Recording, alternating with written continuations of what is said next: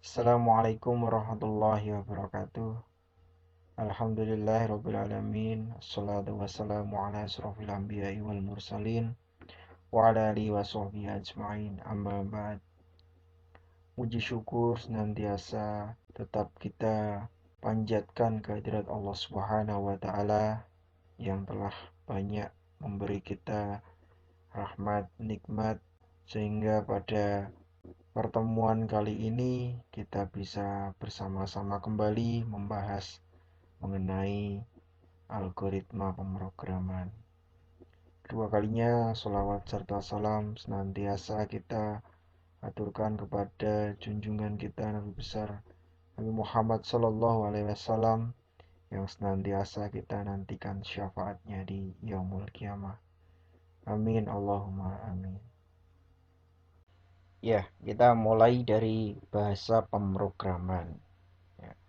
Bahasa pemrograman itu atau sering diistilahkan juga dengan bahasa komputer atau bahasa pemrograman komputer, yaitu bahasa pemrograman adalah sekumpulan instruksi yang diberikan kepada komputer untuk dapat melaksanakan tugas-tugas tertentu dalam menyelesaikan suatu masalah.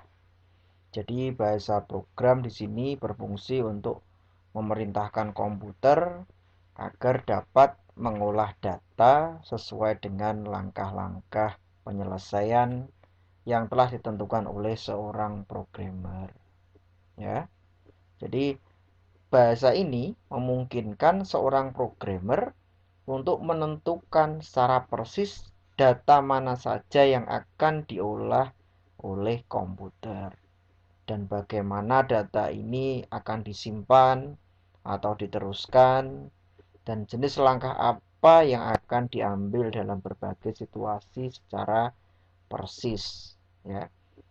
Nah, secara sederhananya, bahasa pemrograman ini adalah bahasa yang digunakan untuk menerjemahkan bahasa manusia menjadi bahasa komputer dengan tujuan tertentu.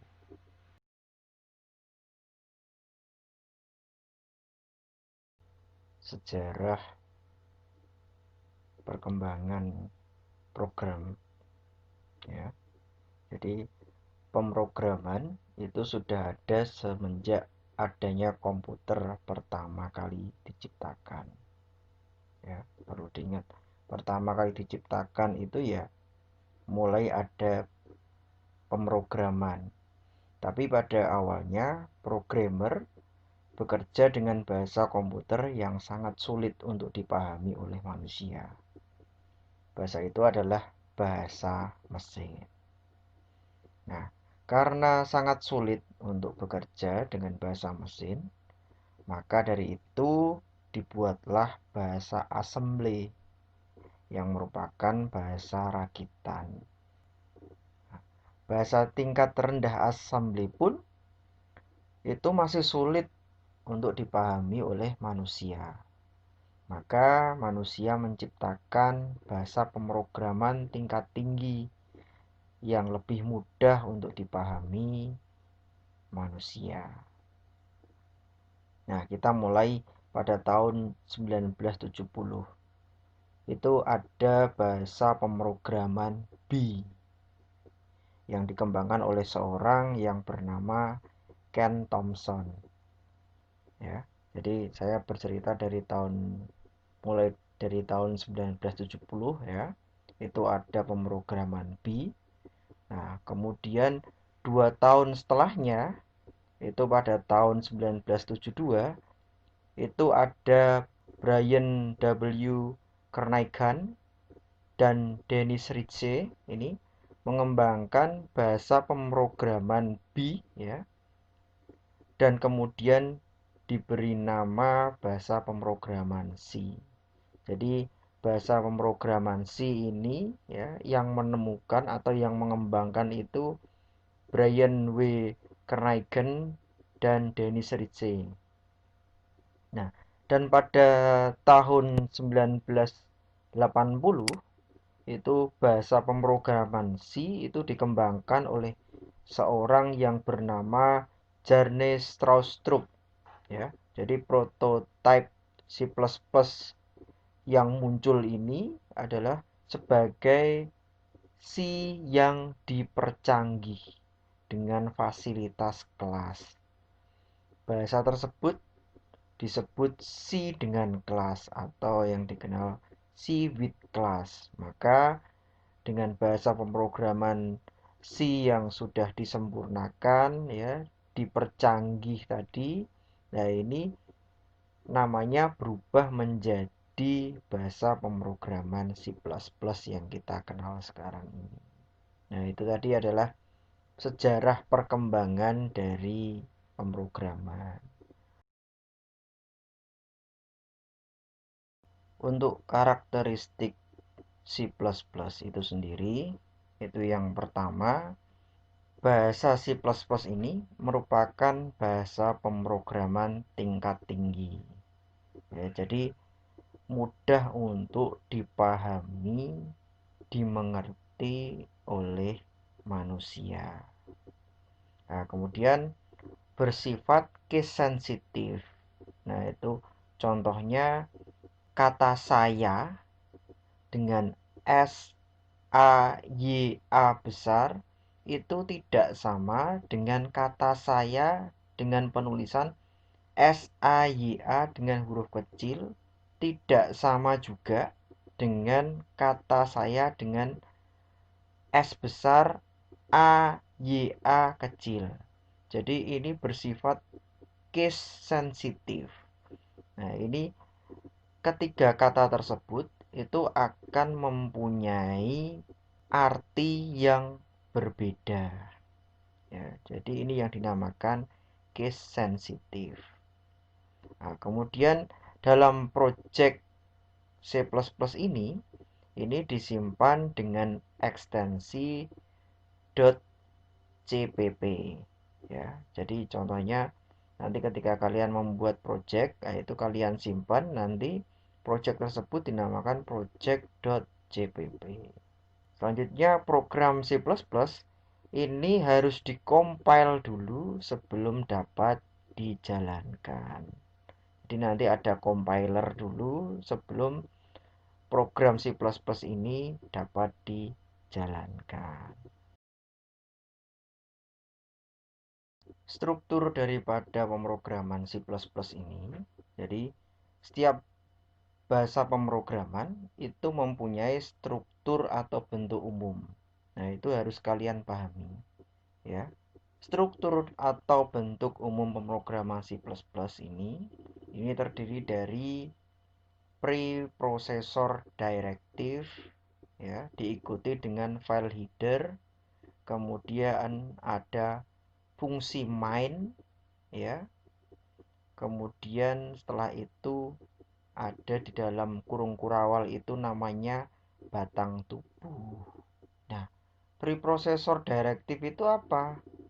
Preprocessor directive adalah baris perintah atau command line yang diawali dengan tanda pagar yang memberikan instruksi kepada preprocessor. Yang mana preprocessor sendiri merupakan program sistem yang memodifikasi program C++ sebelum dikompilasi. Contoh dari preprocessor directive ini ada crash include atau pager include, dan ada juga pager define. Nah, untuk file header, ya, file header ini adalah pustaka yang berisi kumpulan fungsi dan simbol yang dapat diakses oleh program. Nah, contoh dari file header ini salah satunya atau salah dua ini saya tuliskan iostream.h, ada conio.h, ya. Ada banyak lagi, ada stdio.h dan masih banyak lagi. Silahkan bisa kalian klik URL yang saya sematkan. Nah, jadi fungsi dari file header ini adalah seperti perpustakaan itu berisi buku-buku tentang apa yang ingin kalian cari. Yang terakhir yaitu ada fungsi utama, yaitu main kurung buka kurung tutup. Fungsi ini pertama kali akan dikerjakan ketika mengcompile suatu program. Nah, ini adalah contoh program C++, di mana pager include ini adalah prosesor direktifnya, diikuti file header yaitu iostream.h, di mana iostream.h ini adalah library yang di dalamnya terdapat fungsi cout. Makanya ketika kita menggunakan sintak atau perintah cout, kita harus memberikan library atau pustaka iostream setelah preprocessor directive. Nah, kemudian ada tulisan mencetak kata hello.